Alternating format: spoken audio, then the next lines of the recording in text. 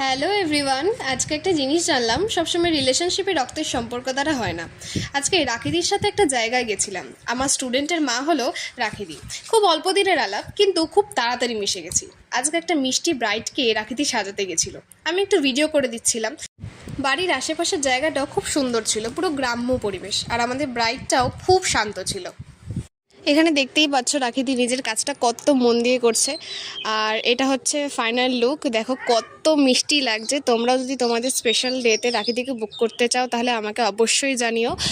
তারপর ওখান থেকে বেরিয়ে রাখিদি আর একটা জায়গায় চলে গেছিলো, ওখানে আর একটা কাজ ছিল, আর আমি চলে গেছিলাম পড়াতে। আমার একটা জায়গায় পড়ানোর ছিল, তো আমাকে দাদা নিতে এসেছিলো, তো দাদার গাড়ির পেছনে করে আমরা যাচ্ছিলাম। আমি তো ফাইনালি পৌঁছে গেছি, আর আমাকে দেখে খুব টায়ার্ডও লাগছে জানি। আর মেঘা আমার জন্য একটা আইসক্রিম রেখেছিল, ও আমাকে দেখে পালাচ্ছে। আজকের জন্য এতটাই, দেখা হচ্ছে নেক্সট ভিডিওতে। Bye bye.